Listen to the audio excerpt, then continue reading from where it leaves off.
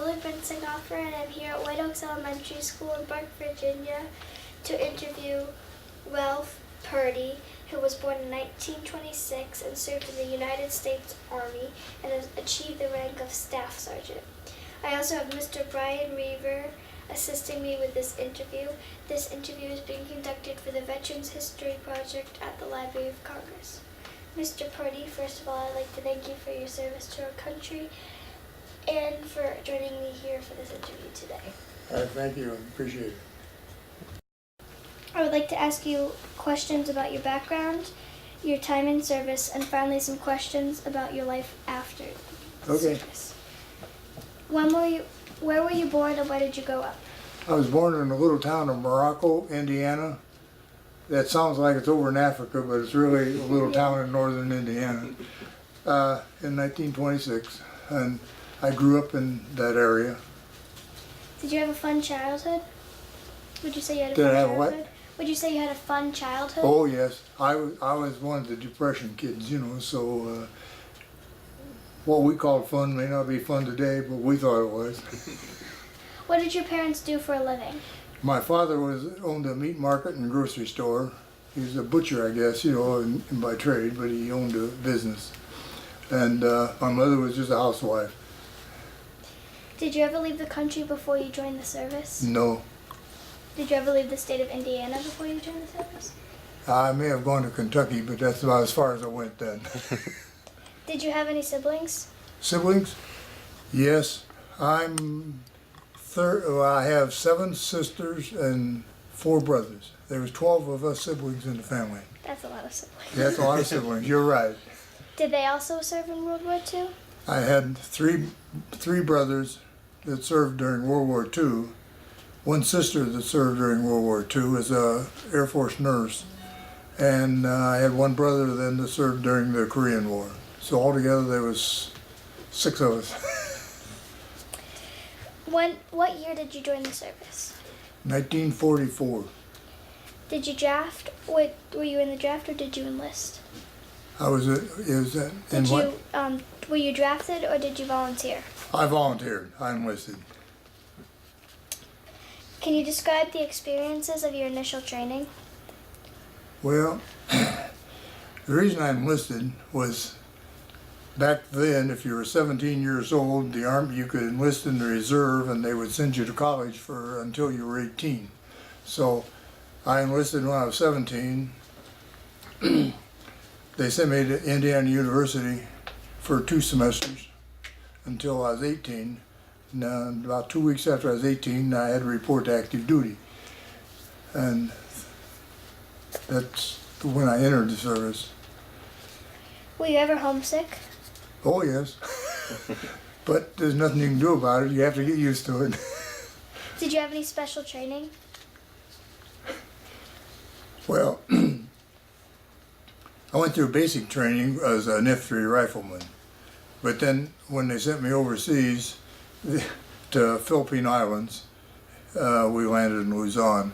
But the infantry got the last group of replacements, so they needed artillery needed replacements. So with no training, they put us in the field artillery. And I walked in, the captain said, "How would you like to be in the radio section?" I said, "I thought that's fine." So from then on, I was a radio operator with on-the-job training because they sent us over to the mess tent and told us how to turn the radio on, how to shut it off, basically, and we put a radio on our back and headed up for the as an field artillery observer. How did you adapt to your military life? How did I get what? How did you adapt to your military life? Well, back then, during World War II, it's kind of inevitable that that's what you were going to do, because almost everyone that was military fit went into service, and it wasn't bad. We had, in fact, I kind of enjoyed it, you know, and you adapt. And what was your first assignment and where was it? my first assignment? The first assignment was when I went to IU for the year while I was going to college. Yeah. But then I went to basic training, and then we went to Philippine Islands, and I was assigned to the 43rd Division and as a field artillery, as I said. And we was really, most of the time I was practicing for the invasion of Japan itself. The division was reorganizing for the invasion of Japan, and we were supposed to hit Kyushu on November 1st.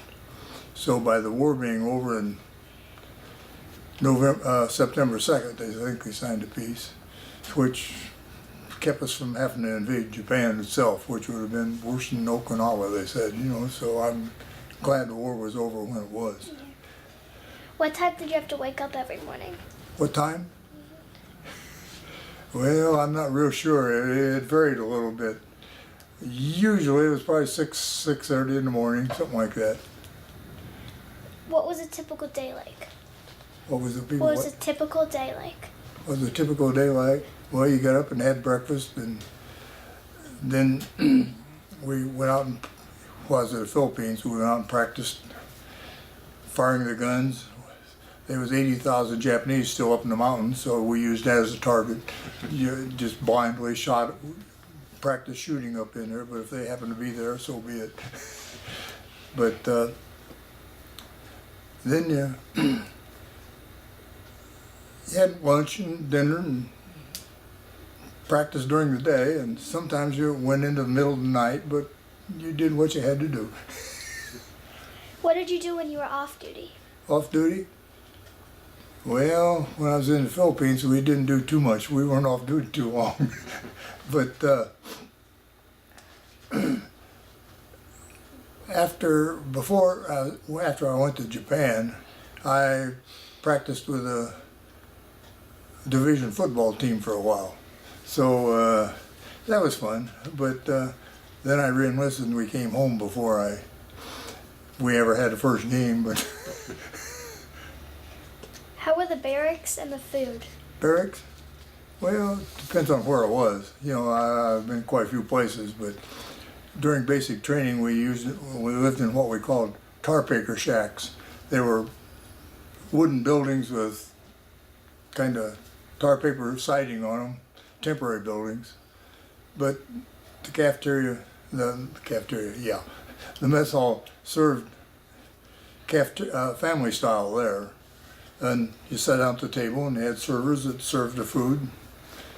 And then other places we had double-deck bunks in brick buildings, and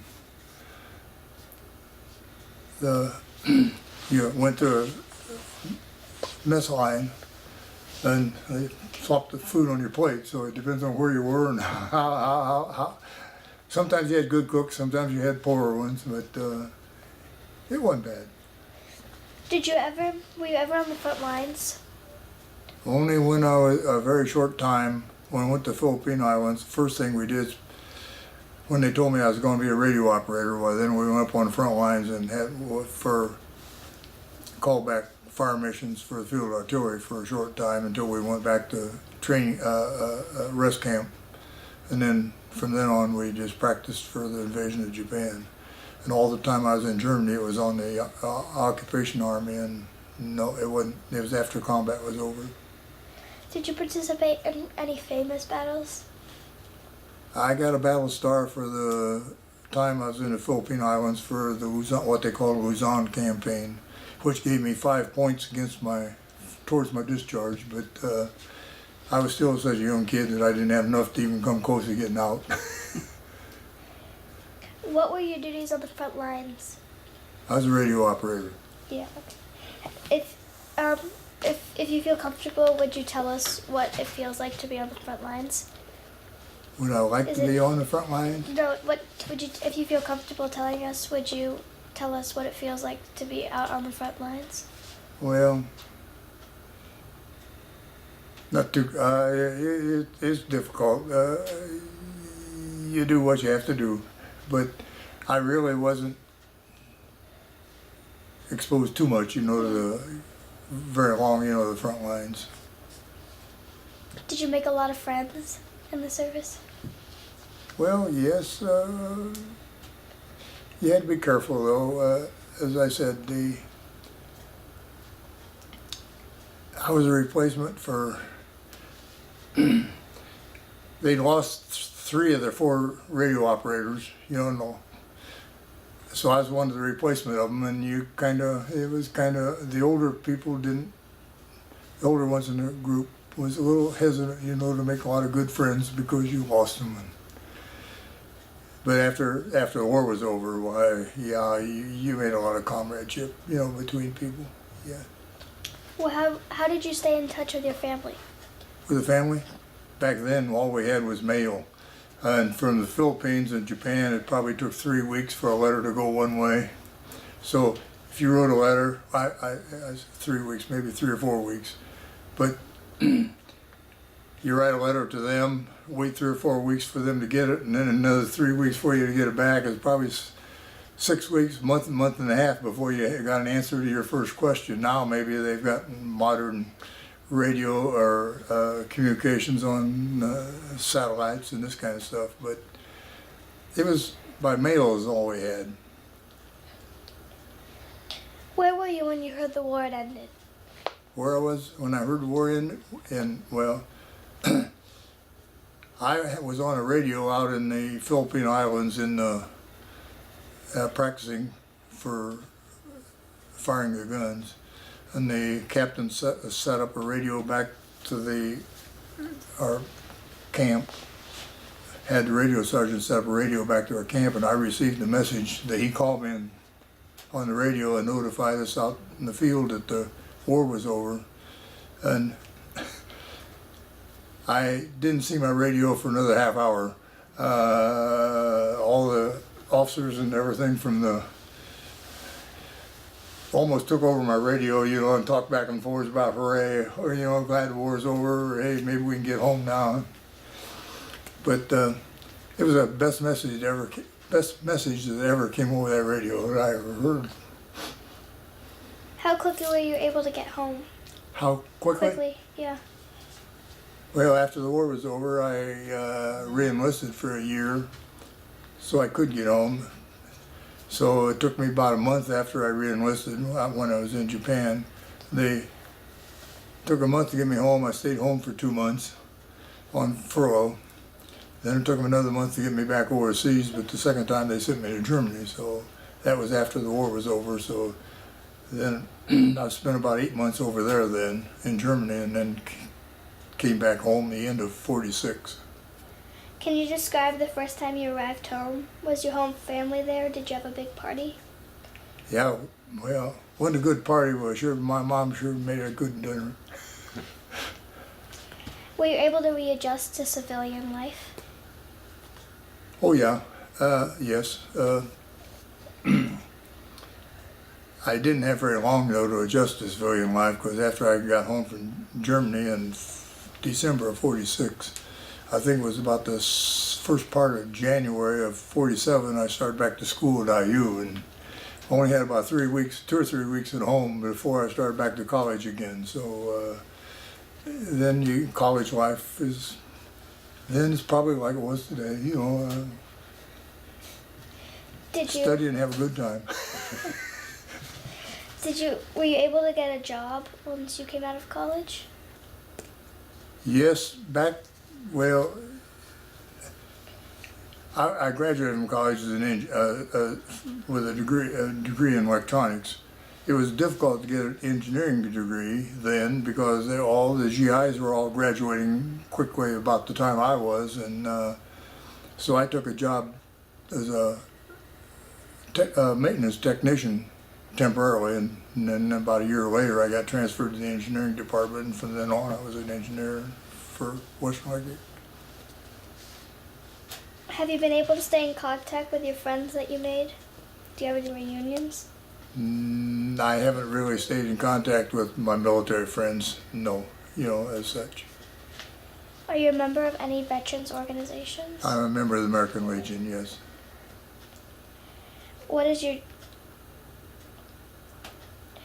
How did your time in the service during World War II affect your life? Well, as my daughter said, well, my wife said, one of the things that affected was I don't eat chicken anymore. They said the reason for that is they're cleaning too many chickens already on KP, which But other than that, it made you respect the flag, you respect the country. Still makes me kind of, when you see the flag go down, you know,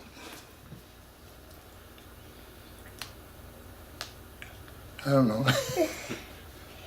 Have you learned any life lessons from your time in service? Well, you learn how to take orders for number one, but you learn discipline, and I think that's good in life. You know that you learn how to take care of yourself also, and you can learn that life maybe.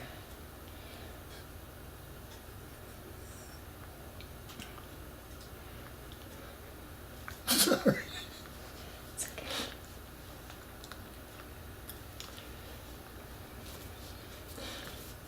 I guess it says precious.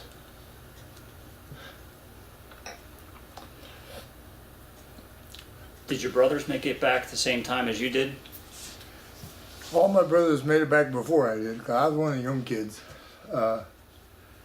My sister didn't, but she was an Air Force nurse, and she was killed in a plane crash. So, it seems ironic, you know, that the four of us boys, you know, we all came home, you know, but she was an Air Force nurse and didn't make it. She was killed in a plane crash in '43. But then I had one brother who was in service during during the Korean War. Had two brother-in-laws that was also service during World War II, and they both made it back. So one of my brothers went all the way through Europe with Patton's army, from the time they hit the beach until the war was over in Europe. He was a communications sergeant, but he made it back to one of the lucky ones that. Time you spent that long in it, it kept getting less and less. But What unit were you in when you went back to Europe after you re-enlisted? they assigned me to the headquarters of the 3rd Constabulary Brigade. We had out of Stuttgart, Germany. Constabulary headquarters then was Bamberg, and I was a radio operator. Well, I took care of the radio section. I was in charge of the radio section most of the time. You know, the radio sergeant let me do all the work. But Did you enjoy your Good. time in the service? well, except the time when I was trying to still fighting the Japanese, no. But after that, it was interesting. And the time I spent in Germany was really on occupation was really enjoyable. It was peacetime, and you didn't have to worry about whether you're going to get shot at or not. But I made a lot of good friends while I was in the service, and especially when I was at IU. You know, then when I went back to IU, after the war was over, I went back to IU for 1 year. Then I transferred to a school in Chicago for electronics school then in Chicago and graduated from there. But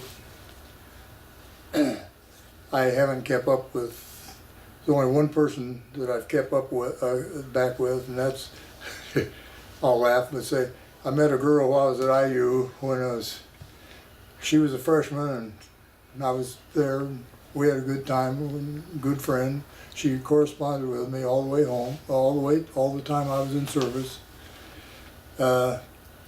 She was, when I got out of service, she was going with someone else then, and I was going with my wife then. But here, about 7 years ago, we made contact again, and she's a good friend now of my wife and I both. So it's about the only friend from back then that I make contact with now. But it's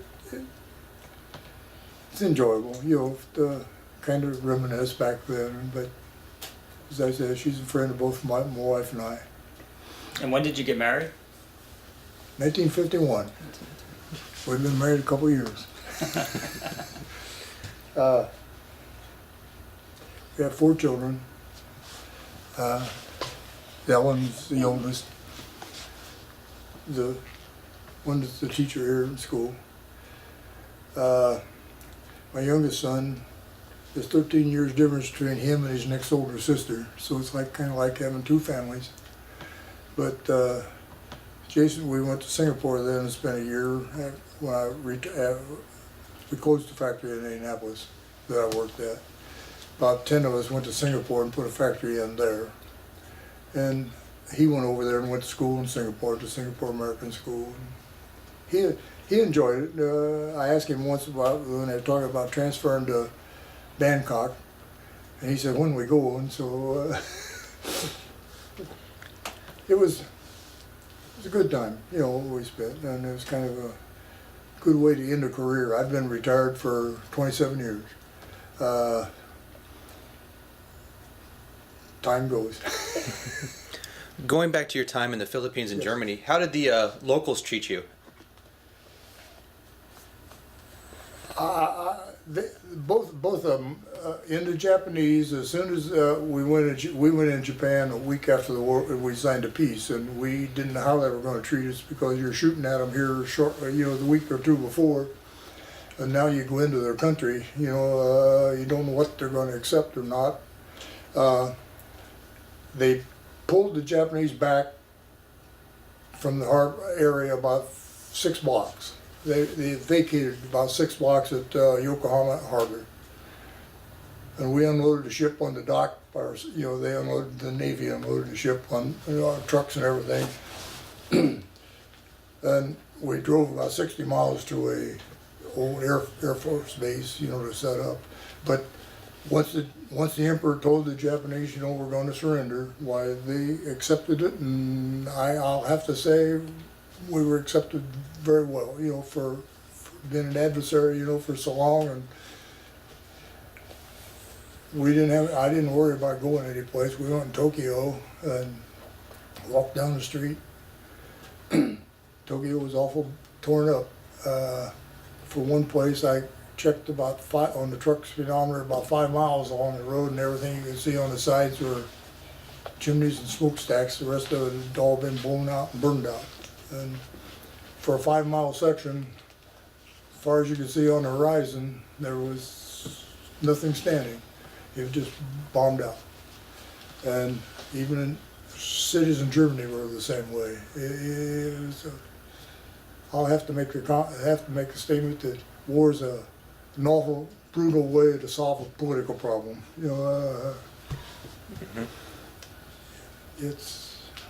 I'm glad we still have wars today, but sure wish they could find better ways of solving problems. Anything else? Thank you again for your service, and thank you for Thank you very coming much here today. for allowing me to talk and be here today. And I'd like to thank your dad for everything he's done. Thank you, appreciate it.